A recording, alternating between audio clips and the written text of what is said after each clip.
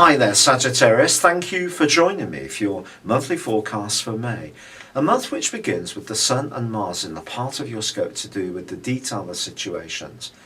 Yet there is a little bit of a curveball heading your way because your ruler, Jupiter, is going to be squaring up with the Sun in week 1, kidding you into thinking that anything is possible. And of course you are a very optimistic, go-getting person anyway, so just be wary of what you agree to, because trying to be a good egg, you could say, yeah, okay, I'll do that, and then a little bit further down the line find yourself thinking, oh dear, I wish I hadn't agreed to that. It's become a real yoke around my neck.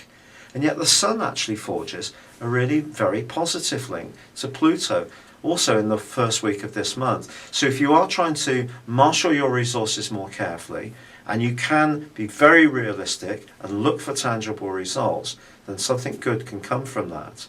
Now Mercury moves on the first day of this month into your opposite sign.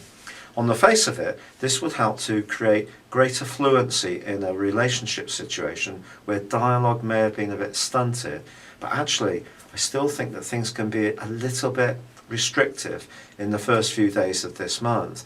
There is a full moon, I apologise, on the 4th, and this full moon points towards psychological issues that are not fully in the open, could also come up. Certainly as far as your health is concerned, do see that your spiritual and emotional health are just as important as your physical being. And if you are feeling a bit tired or run down, be conscious of the changes you can make to improve your fitness regime, what you put in your body, how you fuel yourself. The more natural it is, the less processed food you consume, the better it's going to be. However, Venus does move on the 8th into a part of your horoscope which is super sultry.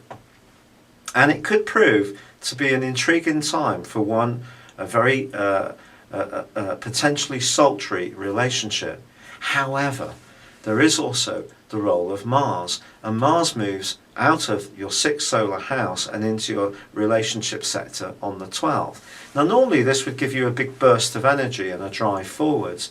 It still might do, but certainly in week 3 of this month it's going to be going into opposition with Saturn in your sign, and Saturn continues to twist backwards. But there's another factor here, because on the 18th, there is a new moon, I apologise, and this new moon can be good for health, fitness and dietary issues, but on the 19th, Mercury starts to go backwards. Now Mercury, in your sector of relating, in retrograde, it's already been in an opposition with Saturn in your sign earlier in the month, then Mars has been in opposition with Saturn, and then the Sun moves into your sector of relating on the 21st, and also goes into opposition with Saturn.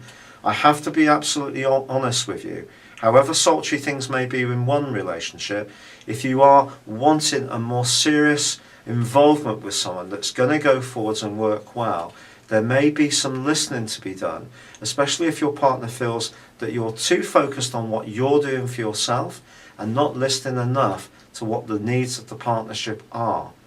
And you could really experience some major opposition this month if you're not tuning in and being sensitive, making sacrifices, looking to compromise and create a sense of harmony.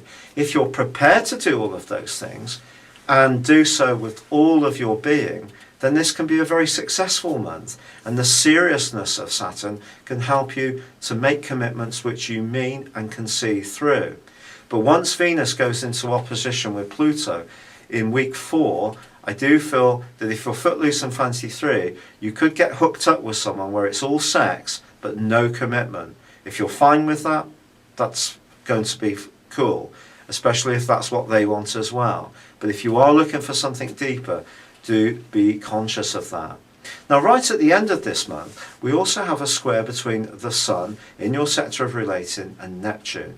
And it doesn't matter who this might play out with, it's definitely going to be with someone closer.